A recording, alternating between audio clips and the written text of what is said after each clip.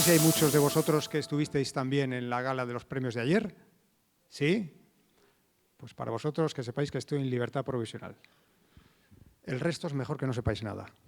En fin, vamos a lo que vamos. Bienvenidos a todos, buenas noches, buenas tardes, noches, fresquitas, muy vallisoletanas, muy de caja negra. Hoy, no sé si lamentablemente o no, para los miembros del equipo, afortunadamente, llegamos al espectáculo final de esta caja negra 4.0. Digo lo de para el equipo porque han sido jornadas de mucho trabajo, de mucho estrés, de mucha tensión, pero que gracias a vosotros y gracias a los artistas, a los invitados, a los especialistas que han participado en estos 3 días, estas casi una semana de caja negra, pues se lleva el equipo, nos llevamos todos un excelente sabor de boca, una excelente experiencia. Me encantaría que el público, que todos vosotros, también os llevéis esa grata experiencia de esta caja negra 4.0. Como digo, hoy va a ser el espectáculo de cierre. Hoy ponemos punto final a esta edición 2025. En todos los sitios donde aparece caja negra siempre veis esa leyenda que dice crimen y ficción. Pues hoy vamos a añadirle esa pata, la de la ficción, a la caja negra. Han pasado en estos días conferencias, especialistas, criminólogos, que han aportado su visión a lo mejor un poco más dogmática, un poco más técnica, pero hoy le vamos a dar cabida al espectáculo. Hoy vamos con la ficción y vamos con dos puestas en escena absolutamente espectaculares. La segunda, que veremos dentro de un rato, es pura sensibilidad. En un rato os hablaré de ella. Y esta primera, que es algo novedoso, algo que el ideólogo de esta caja negra, Antonio Cela, que anda por ahí, no sé dónde estás, bueno, pues tiene de vez en cuando estas ideas, se le ocurren cosas no peregrinas, diferentes, y tiene la capacidad de ponerlas en práctica. Y esto es lo que vamos a hacer en este primer número de la noche. Un primer número que es muy sonoro. Va a ser un viaje sonoro. Tiene imágenes, sí, pero va a ser un viaje sonoro. Y para ello hemos querido contar con unos artistas fantásticos. Una banda que va a poner música en directo, Cream Quartet, que lo hacen de maravilla, pero necesitábamos algo especial. Y para eso se nos ocurrió la feliz idea de contar con Camilo García. Camilo García es, me atrevo a decir, que el mejor actor de doblaje que existe ahora mismo en España. Es la voz de Han Solo, bueno, siempre pongo, hay una Aníbal Lecter en El silencio de los corderos. Todos tenéis grabados esa voz, ¿sí? ¿Sí? Bueno, pues se lo propusimos, le propusimos este trabajo. Camilo, nos gustaría tu voz para que ambientaras esta narración. Y nos dio una sorpresa. Y nos dijo, venga, vale. Y eso hemos hecho. Camilo García quería estar aquí esta noche con todos vosotros, con todos nosotros, pero lamentablemente, ya lo dije ayer en la entrega de los premios, una lesión de rodilla, y además esta tarde estábamos whatsappeándonos con él, pues le tiene en el hospital y ha sido imposible que pudiera estar, pero nos ha enviado un mensaje. Queridos amigos de la Caja Negra, tenía mucho interés en ir a Valladolid a conoceros a todos, sobre todo a un policía que dice que es un sabueso. Si es un sabueso sabrá dónde estoy, pero me he escapado a comer carne fresca, carne de Castilla, carne de Valladolid. Ahora buscadme. No me encontraréis, amigos de la Caja Negra. Sin embargo, os saludo. Os saludo. Madre de Dios.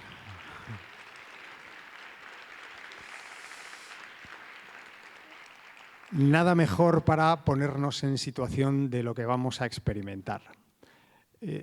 Os digo, es un viaje sonoro. Las imágenes, bueno, atendedlas. Soy sincero, son el relleno, son el complemento para lo importante que es lo que vamos a escuchar, lo que vamos a sentir o lo que vosotros tenéis que sentir. Debe de ser un viaje individual, personal de cada uno, porque cada uno va a sentir cosas distintas, diferentes. Haced un pequeño ejercicio de introspección, ¿vale? Tomaos unos segundos, relajaos, inspirar, tomar aire. Meteos en el mundo. Si os hace falta, cerrad los ojos, porque lo importante es lo que vamos a escuchar. Hace un par de ediciones abrimos esta lata con Memorias de un escualo y yo ahora os presento Memorias de un sabueso.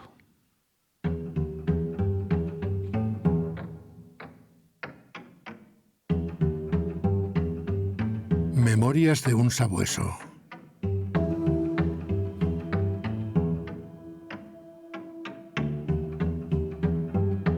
Creo que aún no había cumplido los 14 años.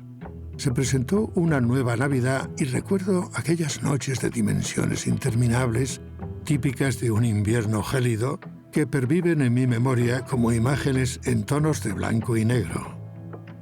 Ese tiempo de descanso generaba, en buena parte del día, la sensación de un enorme vacío, sobre todo después de un trimestre agotador, cargado de obligaciones en la escuela y también por los tiempos perdidos en los tramos de autobús para llegar en hora a la clase con mi profesor particular, que trataba de remediar los pésimos resultados en álgebra y formulación del primer tramo de curso por causa, quizá, de lo que ahora sería, sin duda, el motivo de un diagnóstico por TDAH. Y por si el día a día tuviera margen para estirar las horas, compaginaba a duras penas la actividad en la escuela con los entrenos en el club de mi barrio en una ilusa carrera hacia lo que más ansiaba realmente, ser deportista profesional.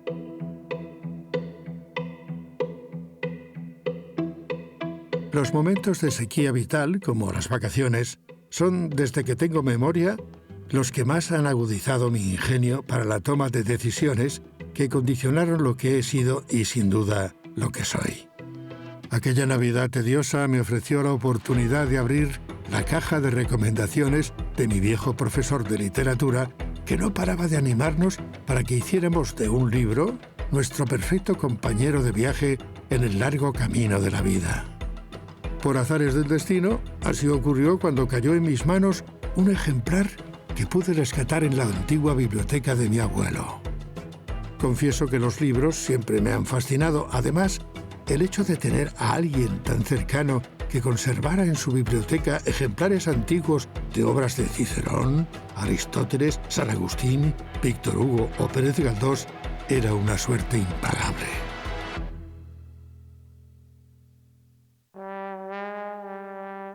Más por pereza, confieso, que por casualidad, acaricié la tapa de uno de esos libros que animan a la lectura por su tacto, su color y su tipografía dorada sobre piel envejecida, y además por un tamaño ideal que persuadía de cualquier tentación para abandonar la lectura al poco de consumir sus primeras páginas.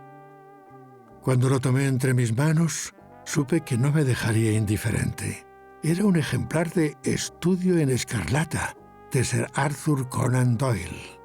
Allí, además de disfrutar del placer de la lectura, pude adentrarme en el método deductivo de la investigación policial que, sin duda, atesora el pensamiento del personaje que me atrapó para siempre entre los que se alinean en las filas de los que, al igual que yo, hemos hecho de nuestra vida la lucha contra el lado más oscuro del ser humano, Sherlock Holmes.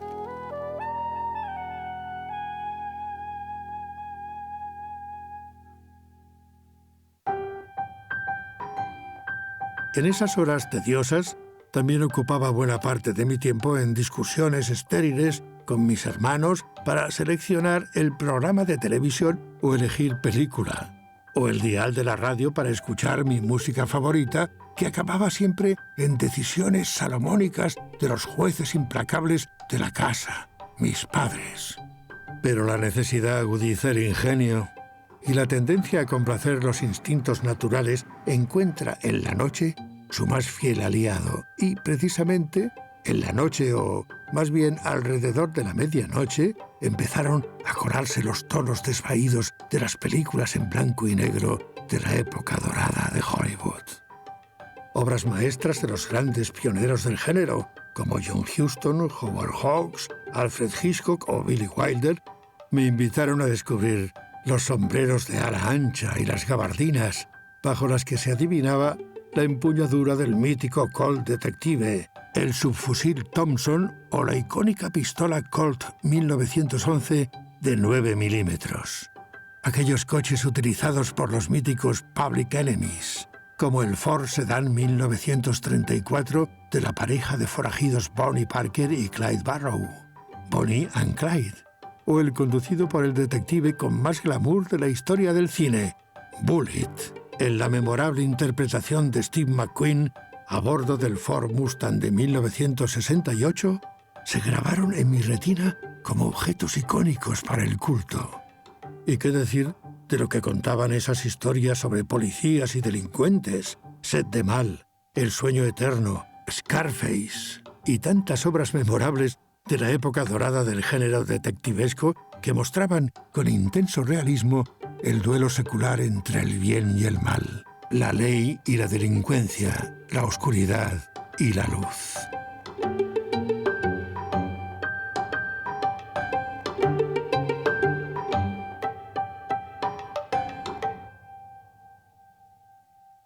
Junto a esa contienda maniquea, reflejada en multitud de novelas, largometrajes y posteriormente series televisivas, quizás fue un fragmento del metraje de la interpretación aderezada con aquella típica sonoridad nasal de Humphrey Bogart en su papel de Sam Spade en El halcón maltés, lo que creo que condicionó sin ninguna duda mi definitivo alineamiento en las filas de los agentes de la ley. Interrogatorios, pesquisas, aderezados con encuentros entre el protagonista y su amada en el intervalo emocional que precedía las vertiginosas escenas de acción, persecuciones, disparos, peleas y detenciones, y de pronto, fotograma final, fundido en negro, y la invitación a regresar a mi habitación se desvanecía a ritmos de un canto de sirena irresistible, ese que salía directamente de los sonidos de la trompeta de Miles Davis, el saxofón de Dexter Gordon o el piano de Thelonious Monk, y siempre alrededor de la medianoche.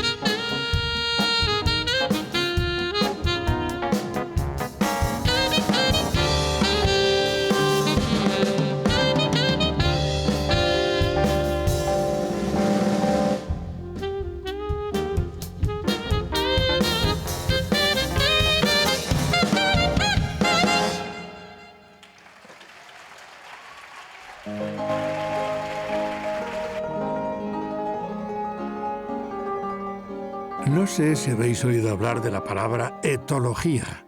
Os cuento. Un colega con muchos años de trabajo como guía de perros, policía, me habló de ese concepto cuando, tiempo atrás, rompí con la norma inquebrantable de que un perro formase parte de mi familia y, de repente, un cachorro de sabueso se infiltró en mi vida como uno más entre nosotros.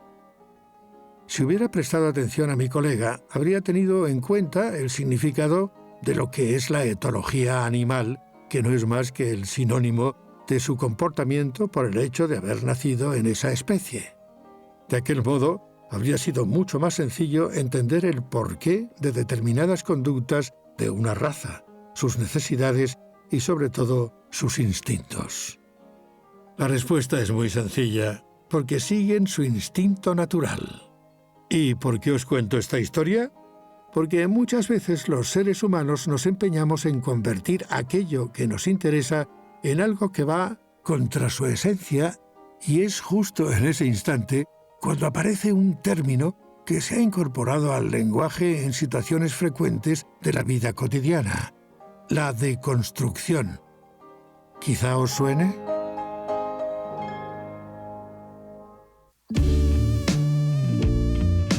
Nuestro amigo de cuatro patas, como tantos otros cachorros que habitan en nuestras casas, ha seguido la hoja de ruta de la deconstrucción, es decir, que para hacerlos más humanos y por tanto menos perros, nos dedicamos a neutralizar su instinto deconstruyendo, sin saberlo, un mecanismo infalible para ejecutar a la perfección esa tarea para la que ha sido programado: identificar el rastro y seguirlo sin tregua hasta dar con la presa y cazarla. Esa idea de deconstruir, amigos, creo que es muy aplicable a la vida de un policía. Se trata del proceso que conduce a que un joven novato comience a recorrer el camino del aprendizaje hacia una nueva misión: la caza humana.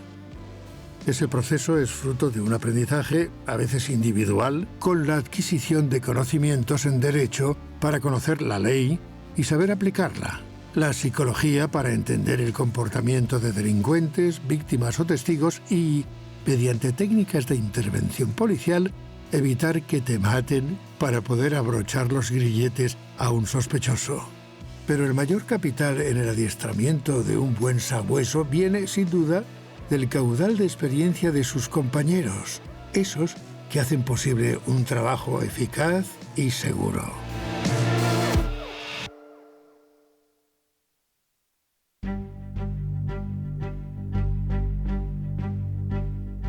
Ese orejudo en el que me convertí con los años debe identificar los rasgos inequívocos del crimen y del delincuente, seguir rastros, huellas e indicios para que puedan convertirse en pruebas que le permitan ejercer su misión: la caza.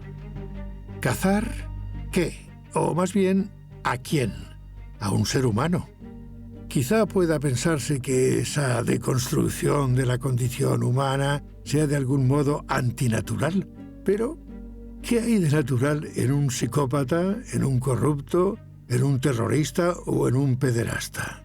¿Son tal vez seres humanos y personalidades deconstruidas? La caza al hombre forma parte de un axioma universal, que no es más que conseguir la seguridad de todos los miembros de una comunidad, y para que eso ocurra, no hay más remedio que acordar entre los integrantes del rebaño la manera de organizarse.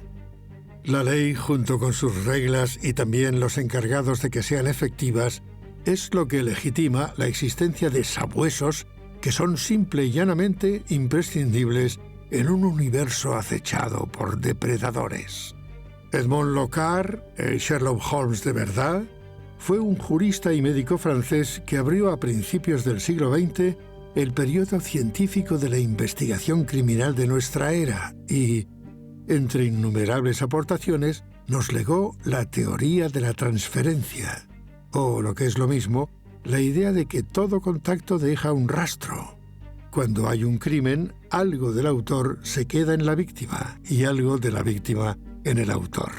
Durante las décadas posteriores, los pioneros de la investigación criminal, a lo largo del siglo XX, precipitaron una verdadera eclosión de técnicas que poco a poco se alejaban de ese método basado exclusivamente en la intuición y el genio de Sherlock Holmes. Y eso, para alguien como yo, que estaba a punto de entrar en juego en el campo de operaciones más apasionante que podía soñar, el universo de la lucha contra el delito era simplemente un reto. Balística, dactiloscopia, genética forense, psicología aplicada al análisis del comportamiento, técnicas de interrogatorios o cómo ejecutar seguimientos y observaciones de las diferentes formas de criminalidad y, en casos extremos, utilizar un arma. Son claves para construir al mejor sabueso, pero, sin duda, la mejor escuela que puede haber de tu trabajo, el más eficaz, se llama la calle.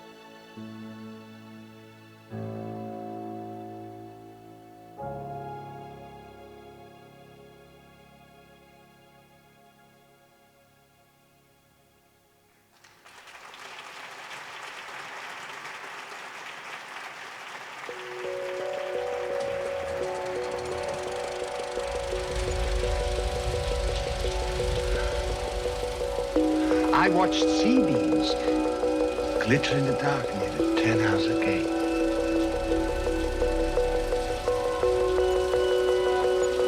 All those. Roy Batty, el replicante interpretado por Rutger Hauer en la obra maestra del cine negro en formato de ciencia ficción Blade Runner, confesaba a su implacable sabueso Rick Deckard, Harrison Ford, su sensación íntima poco antes de morir en un ejercicio de redención con la vida. Después de haber causado tanto dolor y en un gesto de generosidad inesperado, le regaló a Deckard la oportunidad de seguir existiendo. La ficción a veces resulta una metáfora de la realidad. En este punto me parece una buena idea traer de nuevo al peludo de 4 patas y en esta ocasión acompañado por una reala de sabuesos dispuestos a dar con el zorro o el jabalí en perfecta formación al compás del cornetín de los jinetes y el clapear de los cascos de sus caballos. El rastro seguido en manada retroalimenta en cada uno de esos perros de trabajo su instinto por dar con la presa. En ocasiones con final feliz para el grupo de los cazadores y en otras con trágico desenlace para los canes cuando una inesperada embestida del jabalí o el zorro acorralado ofrece la peor de las escenas que un amo puede contemplar. El cuerpo inerte de su perro desgarrado por la dentadura de su presa.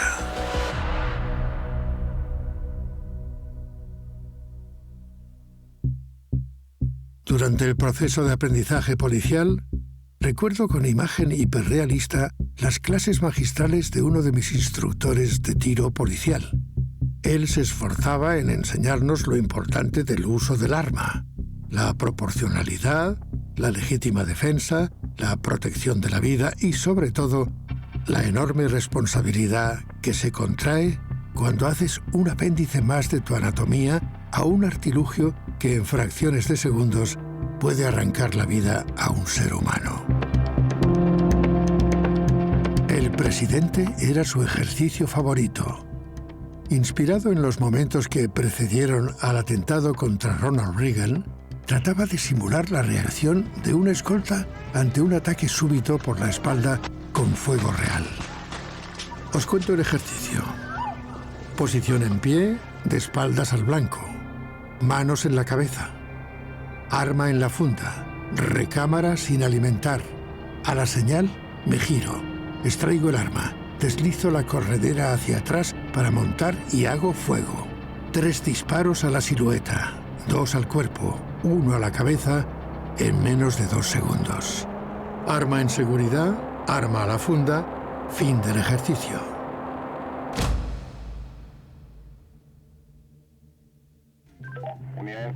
Código 111, señal de atraco. Opel Kadett negro con 2 sospechosos a bordo se dirigen hacia la circunvalación de la ciudad sentido sur. Pueden ir armados, tomen precauciones.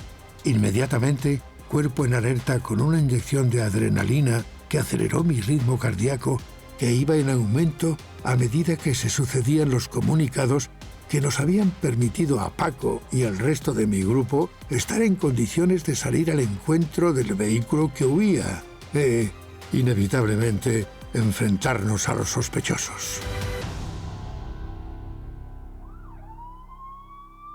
Casi sin tiempo para estrategias ni protocolos para hacernos con el control de la situación, teníamos delante de nuestras narices al vehículo de los atracadores con 2 dotaciones uniformadas que iban tras ellos en una persecución que se vio súbitamente interrumpida por la colisión de los coches patrulla y a partir de ahí, visión en túnel.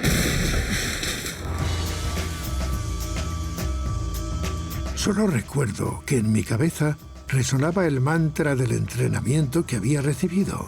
Proporcionalidad, uso de la legítima defensa y, ante todo, seguridad.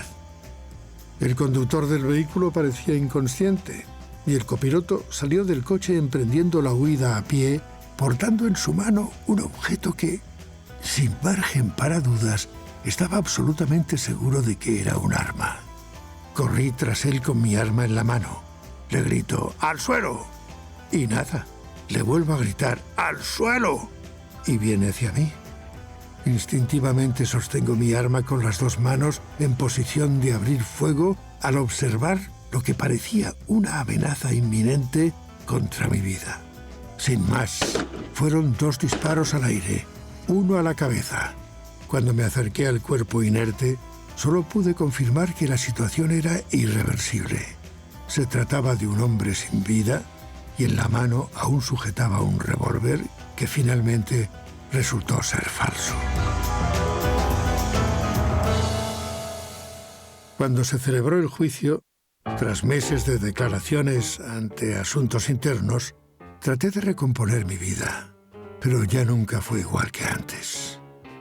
Conservo muy vagos recuerdos de los interrogatorios del fiscal, de los intentos del abogado de la acusación particular para conseguir una condena por homicidio imprudente que, por cierto, nunca llegó. Ni siquiera los juicios paralelos que se hicieron en varios platós de televisión en prime time, pero, por el contrario, sí recuerdo esos ojos que se clavaron en mí durante todas las sesiones del juicio. Eran los ojos de una joven más o menos de mi edad, que parecía buscar mi mirada en cada una de mis respuestas y también en todos mis silencios. Era la hermana del atracador que murió ante mí. Muchos años después, ya siendo un veterano, tocaba buscar un buen destino para el retiro, ese lugar donde el día a día de la calle fuera más compatible con la cotidianidad de mi casa. No más guardias, no más llegar a deshoras por interrogatorios infinitos, vigilancias interminables o comparecencias en juicios por acumulación de los miles de casos en los años de sabueso. Por fin, una vida tranquila. Oscurecía aquella tarde de otoño. Yo salía a correr todos los días a la misma hora, con el mismo itinerario y durante el mismo intervalo de tiempo, en un desenfrenado intento para poner a raya los efectos devastadores del paso del tiempo y, al regresar a casa, allí estaba ella. Me saludó con un cálido «buenas tardes», que correspondí cortésmente sin mirarla. Ella susurró en voz baja «otra buena jornada de entreno», y en un instante solo pude identificar sus ojos, esos que me atravesaban durante las interminables sesiones de aquel juicio. Durante los breves momentos que intercambiamos miradas, se proyectó en mi interior la escena de la memorable película Los Intocables de Eliot Ness, del gran Brian De Palma. Cuando tuve la certeza de que yo iba a ser el veterano agente interpretado por Sean Connery en la puerta de su casa cuando fue cazado por detrás en un giro caprichoso del guionista. La chica me miró, nos miramos, y por un instante estaba convencido de que todo acabaría allí mismo, pero no fue así. Me dedicó la última mirada mientras le resbalaba una lágrima por su mejilla, y es cuando apareció ante mí nuevamente la escena del replicante y de su Blade Runner en la inolvidable película de Ridley Scott, al comprobar que en realidad ella me estaba regalando una nueva oportunidad para seguir entre los vivos, no sin antes recordarme con su mirada lo fácil que habría sido dejar de estarlo. El epílogo de la historia que acabáis de conocer habría sido muy diferente si aquella joven hubiera trazado otro guión y me hubiera enviado al lugar donde dicen aquellos que han experimentado una experiencia cercana a la muerte, donde, a buen seguro, espero que estén aquellos otros sabuesos que entregaron sus vidas para que otras, como las vuestras y también como la mía, estuvieran a salvo y a los que, por simple justicia, debo también ofrecer mi memoria. Me acordé de mi fortuna por haber disfrutado de una vida trepidante y también por haber encontrado en mi camino a mis mentores y compañeros, a personas como mi viejo profesor de literatura y, como no, la herencia de mi abuelo, a quien debo agradecer uno de los mejores legados que puede recibirse mientras se vive: su biblioteca.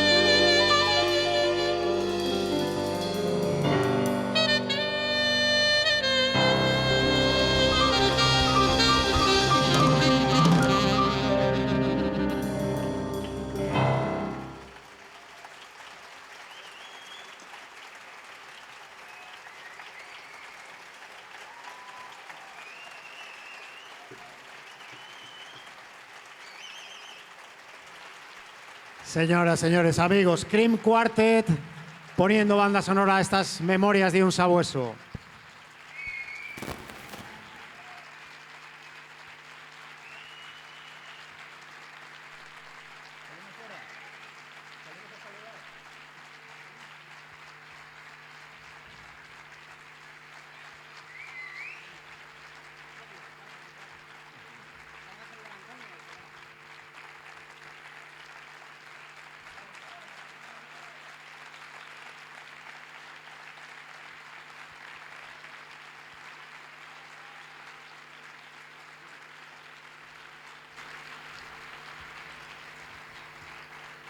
Aplauso que yo hago extensivo también a Antonio Cela, que es el autor del texto que hemos escuchado en esta travesía sonora que ha sido Memorias de un sabueso.